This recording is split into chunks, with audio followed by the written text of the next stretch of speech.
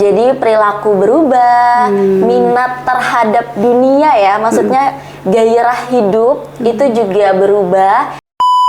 Keinginan untuk suicidal, nggak bunuh diri. Nah ini kan banyak tuh yang berujung pada akhirnya bunuh diri atau nggak pengen hidup lagi, udah nggak interest dengan apapun, tadi sampaikan juga ya. Kemarin itu kan sempat ada berita ya Kak yang di jembatan itu kan sangat kita sayangkan sekali ya teman-teman semua.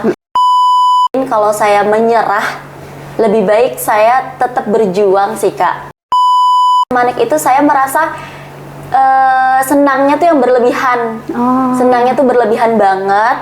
Terus kalau fase depresi, sedihnya juga berlebihan. Katanya kalau cinta banget gitu ya? Iya betul.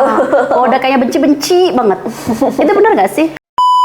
Ini gimana sih budaya kerja yang lebih sehat, yang dapat membantu mencegah masalah kesehatan mental? Karena kadang-kadang permasalahan mental ini justru berawal di tempat kerja, gitu. Di lingkungan tempat kerja. Here we go.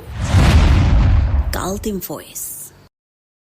Halo nice people di seluruh Kalimantan Timur. Salam jumpa kembali bersama saya Metalianda Azahra. Hari ini nice people kita akan berbincang terkait perjalanan penyintas bipolar membangun kesadaran dan harapan. Bersama founder atau pendiri Ruang Sadar Indonesia, Kak Mita Aprilia. Selamat datang di studio Kaltim Voice. Iya Kak, terima kasih banyak atas atas undangannya ya, dapat bisa hadir dan juga memberikan mungkin dari pertanyaan, memberikan jawaban dan pengalaman ya untuk nice people juga tentunya. Iya. Kak Mita, di Kalimantan Timur kita spesifikasi ya sebelum ke Indonesia, banyak yang belum mengetahui berkaitan dengan Ruang Sadar Indonesia. Nah, Kak Mita boleh memperkenalkan diri sekaligus ya menceritakan sedikit tentang perjalanan hingga menjadi founder Ruang Sadar Indonesia. Awalnya saya mendirikan Ruang Sadar Indonesia itu tentunya untuk menjadi sebuah wadah ya Kak ya. Karena jujur banyak orang yang tidak tahu bagaimana caranya bercerita kepada orang yang tepat. Takutnya dihakimi, dijudge. Jadi saya memberikan wadah yang dimana para member Ruang Sadar itu saya dapat datanya juga dan mengisi data. Jadi berarti datanya juga valid dan kita rahasiakan data-data member itu. Jadi memang kita juga tidak boleh screenshot untuk di room chatnya karena untuk menjaga privasi untuk para member bercerita seperti itu. Ada berapa membernya? Ada berapa orang anggotanya? Untuk membernya sendiri ada sekitar hampir 60 member dari berbagai provinsi Kak Eta. Wow, artinya tersebar di seluruh Indonesia. Betul. Member dari Ruang Sadar Indonesia ini. Lalu apa yang mendorong Kak Mita untuk berani share pengalaman, speak up ya sebagai penyintas bipolar kepada publik? Karena menurut saya awalnya sangat minim banget ya, minim banget tentang kesadaran tentang mental illness. Jadi saya itu pengen semua masyarakat ya, khususnya itu aware terhadap kesehatan mental. Apalagi kita kalau sakit mental ya jatuhnya kan stigma itu biasanya buruk ya. Biasanya dikatakan seperti orang gila, walaupun memang sebutannya ODGJ. Tetapi akan lebih baik ketika kita sadar sih Kak, kita aware terhadap kesehatan mental tersebut. Dan saya harapannya semoga tidak ada penerus-penerus kesehatan mental yang sakit mental. Jangan sampai ada lagi gitu ya. Makanya saya share, saya memberikan juga speak up, itu tujuannya seperti itu. Iya. Kapan Kak Mita menyadari bahwa ada sesuatu yang beda dengan kondisi diri sendiri itu? Awalnya dari tahun 2018. 2018. Iya. Jadi perilaku berubah, minat terhadap dunia ya, maksudnya gairah hidup itu juga berubah. Yang mungkin tadinya pegang handphone, tidak pegang handphone selama seminggu, tidur kurang teratur ya, makan juga kurang, nafsu makan. Jadi ya saya rasa sepertinya ada yang berbeda di dalam diri saya. Ada keinginan untuk suicidal, nggak bunuh diri. Nah ini kan banyak tuh yang berujung pada akhirnya bunuh diri atau nggak pengen hidup lagi, udah nggak interest dengan apapun, tadi sampaikan juga ya. Kemarin itu kan sempat ada berita ya Kak ya, yang di jembatan itu kan sangat kita sayangkan sekali ya teman-teman semua. Nah jadi memang kalau suicidal talks itu saya tentunya pernah ya, tapi balik lagi kita kan juga ada pondasi agama Kak ya. Selain itu juga saya ada pemikiran-pemikiran lain, kalau saya menyerah lebih baik saya tetap berjuang sih Kak. Itu. Iya. Kemudian apa saja nih tanda-tanda, nah yang dulu mungkin diabaikan, tetapi sekarang disadari sebagai bagian dari bipolar. Mungkin yang lagi nonton nih, kayaknya ada something different di diri saya nih, tapi nggak disadari itu merupakan tandanya gitu.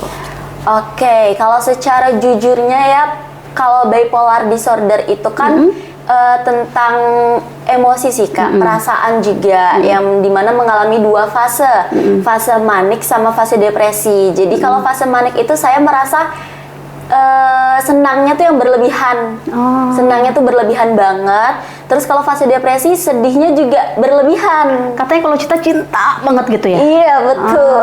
Oh, udah kayak benci-benci banget. Itu benar nggak sih? Karena ada komen netizen seperti itu. Kalau di saya pribadi sih, kalau benci sih enggak ya. Cuman kalau sedih, nangis sih iya. Jadi pernah waktu itu tuh sebulanan setiap hari nangis.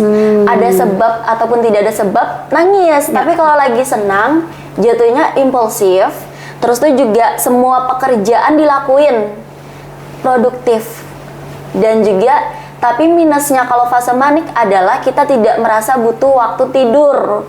Nah itu, jadi memang saya mengkonsumsi obat dari psikiater yang dimana obat tersebut memang untuk menstabilkan gitu. Sejak kapan minum obat ini? 2018 sudah minum 2018. obat. Katanya Sampai untuk penyintas atau mungkin orang yang dengan tanda-tanda bipolar ini self awareness itu penting banget katanya. Benar. Dan yang menjadi pertanyaan adalah mengapa self awareness menjadi langkah pertama yang paling penting untuk menjaga kesehatan mental? Karena kalau kita tidak aware ya Kak ya, bagaimana cara kita tahu? Ya kan Kak? Nah terus itu juga kalau misalkan kita tidak menyadari, mau sampai kapan? Betul sih itu Kak. Jadi self awareness penting banget ya. Penting, yang penting jangan self diagnose ya. Dihindari self diagnose, karena bagaimanapun kalau kita kayaknya moodku roller coaster deh. Nah itu jangan sampai kayaknya aku bipolar deh. 3 tanda deh bipolar nih, siapa tahu yang lagi nonton ngerasa nih. Pertama, sedihnya berlebihan, senangnya berlebihan. Kemudian kalau marah juga berlebihan. Tapi sebenarnya itu tidak menjadi tanda-tanda yang sangat ini Kak ya, karena jujur yang bisa memberikan spekulasi tersebut hanya psikiater. Ya. Yang parah ini adalah NPD plus bipolar ya. Kalau NPD itu saya tidak concern di situ ya, jadi tidak bisa memberikan apa-apa. Tapi kalau bipolar disorder memang dari segi emosional itu memang lumayan. Seperti itu. Apa arti self care bagi penyintas bipolar? Sangat-sangat ini sih Kak, sangat-sangat apa ya? Saya tuh mengartikan self care itu bener-bener yang bagus banget sih Kak.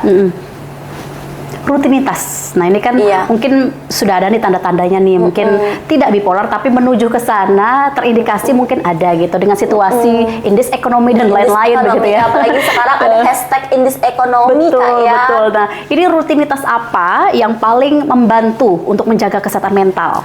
Yang pertama kalau suka journaling bisa journaling ya. Terus itu kalau memang lagi dirasa lagi tidak baik-baik saja, mungkin bisa berkonsultasi mungkin kepada psikolog ya. Dan memang biasanya Kak, sebelum saya mengalami perubahan-perubahan di 2018, saya memiliki trauma. Terus itu juga alhamdulillah kalau sekarang kayak bullying itu udah lumayan berkurang ya. Walaupun memang masih ada, tapi kalau dulu saya pernah mengalami bullying itu Kak, dibully. Jadi itu sangat-sangat berpengaruh sih ke kesehatan mental. Seperti itu. Dan untuk rutinitasnya selain itu juga kita harus melakukan kesibukan. Olahraga juga mungkin olahraga bisa ya. juga, karena olahraga itu sangat direkomendasikan. Baik untuk fisik, baik untuk mental juga. Terus itu saya juga memang berkegiatan sih Kak. Mempadatkan aktivitas. Jadi biar tidak ke-trigger tidak ke struggle seperti itu, tidak ke distract juga. Iya, bagi teman-teman atau mungkin nice people Kaltim Voice yang Iya. sudah dinyatakan bipolar disorder tadi begitu, bagaimana menjaga konsistensi menjalani pengobatan, terapi atau kebiasaan sehat ketika motivasinya lagi turun? Tentunya saya selalu mencari motivasi yang pertama. Yang kedua, saya melihat orang di sekitar. Sudah sejauh ini, apalagi ibu saya sudah sejauh ini sangat baik ya terhadap saya, sangat membantu saya. Ya. Jadi saya sangat melihat pengorbanan ibu saya juga. Terus saya juga melihat perjalanan saya kemarin.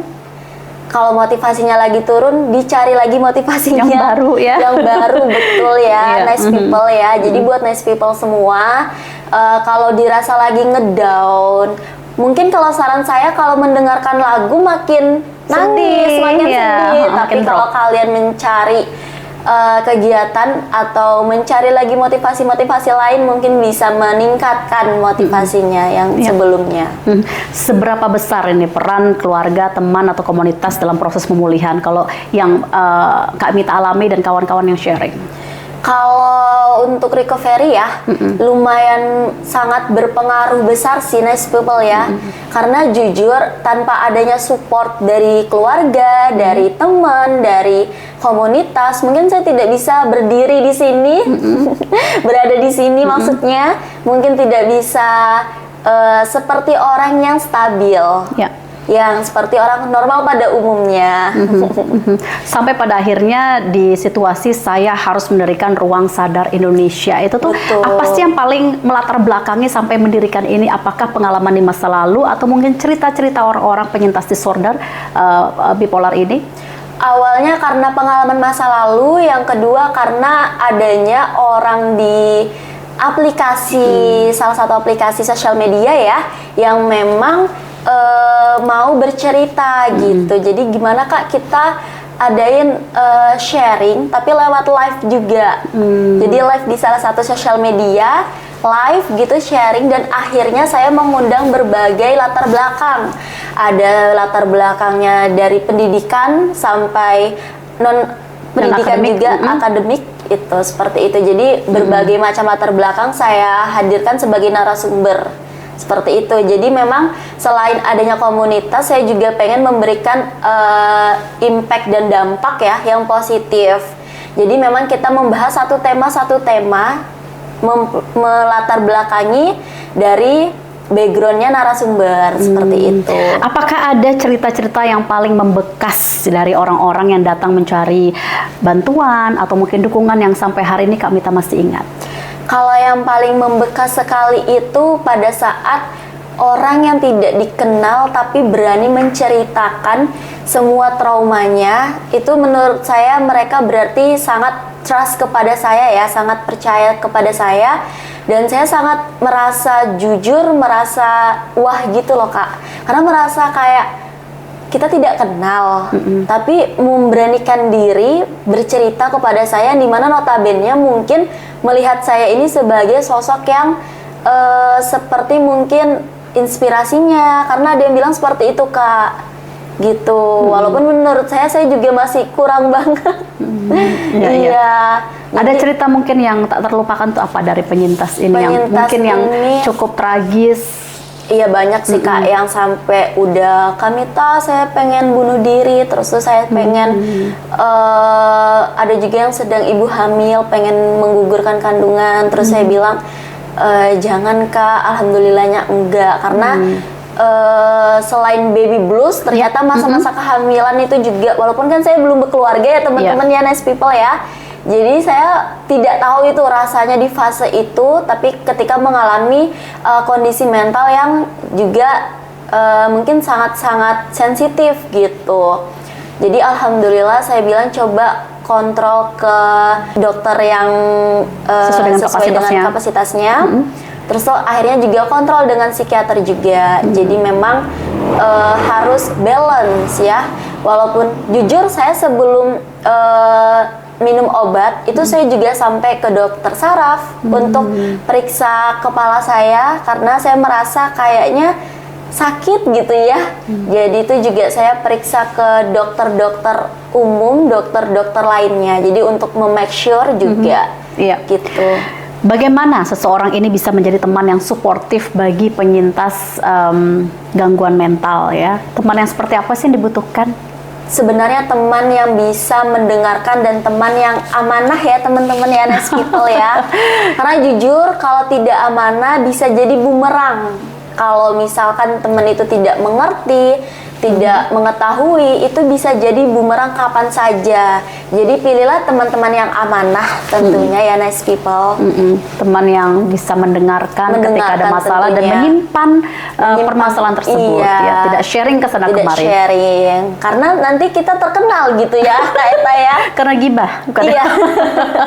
Kak Mita, kalau kita bicara mengenai budaya kerja gitu ya, nah ini gimana sih budaya kerja yang lebih sehat, yang dapat membantu mencegah masalah kesehatan mental? Karena kadang-kadang permasalahan mental ini justru berawal di tempat kerja, di gitu. lingkungan tempat kerja.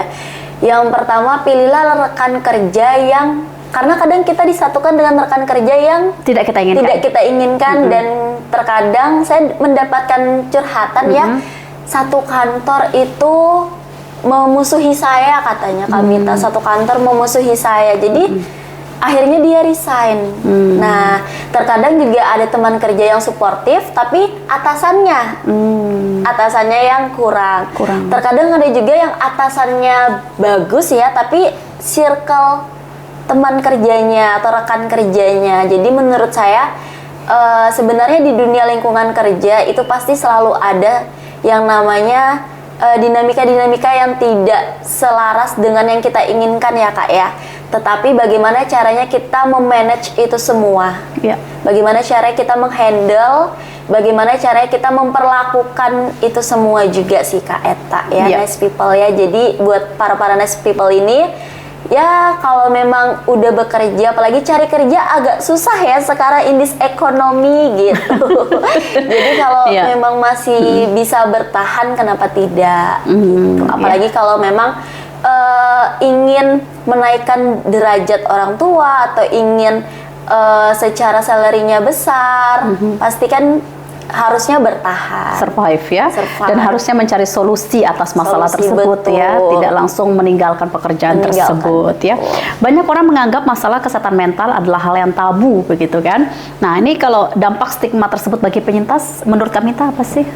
Sebenarnya sangat-sangat disayangkan stigma masyarakat yang benar-benar tabu Kak ya. Karena jujur kami itu ketika diberikan stigma kayaknya ini orang gila deh gitu ya kan, agaknya di hati ini juga nyes-nyes gitu ya. Jadi ya seberusaha mungkin Ruang Sadar Indonesia itu juga pelan-pelan mengubah stigma masyarakat dengan cara mengenalkan perlahan-perlahan gitu. Mengenalkan perlahan-perlahan kepada masyarakat bahwa gangguan mental itu tidak seburuk itu, dan juga ada pengobatannya, juga ada solusi yang bisa kita raih gitu loh. Maksudnya solusi yang bisa kita berikan gitu, dengan tentunya psikolog dan psikiater sih Kak. Terkadang orang dengan masalah seperti ini dan kurang dipahami oleh masyarakat, begitu akhirnya merasa dikucilkan, akhirnya merasa diabaikan, begitu tidak dipedulikan, begitu. Nah, menurut Kak Mita sendiri nih, apa yang bisa dilakukan oleh masyarakat agar semakin sedikit orang yang merasa sendirian, menganggap masalah mental masalah dia sendiri, dia nggak berhak untuk disayangi, nggak berhak untuk dicintai, bahkan dipeluk begitu? Oke, kalau menurut saya sih kembali lagi ke topik yang awal Kak ya, tentunya harus menyadari sih Kak. Karena jujur sebenarnya terkadang kita itu sadar kok Kak, cuman kadang kita tuh mungkin malu Kak ya, mungkin merasa malu seperti itu, menyadari. Jadi menurut saya kalau self diagnose tidak boleh, berarti kita harusnya self awareness Kak. Iya, ya, self awareness, dan hal yang paling penting juga disampaikan oleh Kak Mita tadi, kita harus berdamai dengan diri sendiri gitu ya. Betul. Kita harus mengenali diri kita, berdamai dengan segala kekurangan kita begitu, dan mencari solusinya. Solusi, iya. Untuk kawan-kawan kita nih, nice people di seluruh Kalimantan Timur yang lagi menyaksikan podcast ini, Kak Mita, yang mungkin merasa hidupnya sangat berat begitu ya, dan sepertinya sulit keluar dari masalah-masalahnya begitu. Apa yang ingin Kak Mita sampaikan kepada nice people ini? Untuk para nice people di seluruh Indonesia ya Kak ya, tentunya kalau dirasa tidak baik-baik saja, carilah pendengar yang baik, atau carilah psikolog ya, atau cari langsung ke psikiater, karena sebenarnya tidak perlu merasa malu ya Kak ya, apalagi seorang psikolog itu kan mempunyai kode etik ya, dan juga tidak lebih profesional itu kan tidak akan bisa menyebarkan kan daripada mungkin kalian ke teman-teman. Takutnya teman-teman ini malah menjadi bumerang, Iya, seperti betul. yang saya bilang Malah tadi, dibully Kak. 2 kali ya. Dibully 2 kali, Iya. takutnya adu nasib. Nah itu takutnya Iya, adu iya. nasib kayak. Karena pernah tuh Kak ada temen yang curhat, kayaknya masalahmu biasa aja deh, masalahku lebih parah. Jadi tuh kayak, nah itu yang dihindarin. Terus itu juga ya kalau bisa, kalau mau ini sih Kak, mengesampingkan itu mungkin bisa sambil berkegiatan sih Kak. Jadi ibaratnya ada, dan healing itu perlu juga Kak. Perlu, kadang saya healing juga. Iya. Healing seperti itu. Jadi buat para nice people, dicari solusi-solusi yang memang bisa merasa untuk diri kalian itu lebih baik, lebih better lah ya. Terus tuh juga lebih bisa berkembang sih Kak. Jadi jangan stuck di tempat ya, jangan stuck di tempat, tetap terus berkarya, tetap terus berproduktif lah Kak, kalau bisa dibilang seperti itu. Apa harapan terbesar Kak Mita melalui Ruang Sadar Indonesia ini? Tentunya harapan yang paling besar kita bisa memberikan dampak yang positif, manfaat juga kepada para member dan di luar member ya Kak ya. Terus tuh juga harapan yang paling utama sih Kak, saya tuh pengen banget semua orang bisa aware, itu sih Kak, sesuai dengan namanya, Ruang Sadar Indonesia. Jika bisa meninggalkan satu pesan untuk nice people di seluruh Kalimantan Timur, pesan apa yang ingin disampaikan oleh Kak Mita? Pesannya cuman satu sih Kak, hargailah diri nice people semua ya. Maksudnya hargailah diri kalian, teman-teman ya, kawan-kawan semua, karena diri kalian itu yang utama gitu. Jadi kalaupun kalian tidak bisa menghargai diri kalian, kalian harus menghargai diri kalian terlebih dahulu, baru menghargai diri orang lain. Wah. Karena saya sempat diajarin oleh hipnoterapi, spesialis hipnoterapi. Jadi memang diri sendiri itu yang utama, yang lebih penting gitu. Iya. Walaupun sebenarnya ini banyak pro kontra Kak sebenarnya, kalau saya lihat-lihat ya, antara menghargai diri sendiri dulu atau menghargai diri orang lain dulu. Tapi kalau yang diajarkan oleh spesialis hipnoterapi itu hargai diri sendiri dulu sih Kak. You first. Iya. Kalian utama ya, diri sendiri Iya. adalah yang utama, Yang utama, begitu ya. gitu. Untuk Ruang Sadar Indonesia sendiri, apakah ada kegiatan-kegiatan lagi akan dilakukan di Kaltim ini atau di skop yang lebih besar di Indonesia? Kita akan mengadakan event ya Kak ya, di hari Sabtu tanggal 11 Juli di salah satu kafe di Samarinda, dengan event sharing session bersama kampus di salah satu Samarinda. Terus itu juga kita merangkai bunga, menulis afirmasi untuk diri sendiri. Terus itu juga selesai itu kita dokumentasi, baru kita makan bersama. Jadi kita akan mengadakan session sharing sih Kak. Tujuannya apa sih, goalnya? Kegiatan itu? Goalsnya itu lebih untuk memperkenalkan ruang sadar ya tentunya, dan juga kita mengajak para peserta itu untuk lebih berkegiatan yang positif. Merangkai bunga itu kan salah satu bentuk kita untuk mencintai diri kita sendiri juga Kak, karena kan bunga itu ada arti-artinya ya. Itu seperti itu. Terus itu juga untuk menulis kartu afirmasi itu lebih ke kita menulis untuk diri kita sendiri tentunya. Iya. Seperti itu. Ruang Sadar Indonesia terus berbenah begitu ya, dan terus Betul. menggelar berbagai kegiatan Berbagai agar kegiatan. semakin sedikit yang menjadi penyintas Penyintas. bipolar ini begitu ya. Terima kasih Kak Mita sudah berbincang dan berbagi pengalaman bersama seluruh Nice People Kaltim Voice begitu ya. Terima kasih Iya. berbagi kisah, pengalaman, pelajaran yang sangat berharga tentang perjalanan berdamai dengan diri sendiri begitu ya. Nice People Kaltim Voice, dari perbincangan ini kita belajar bahwa kesehatan mental adalah bagian penting begitu Kak ya dari kehidupan ini ya. Tidak ada perjuangan yang terlalu kecil untuk didengar dan tidak ada seorang pun yang seharusnya berjuang sendirian.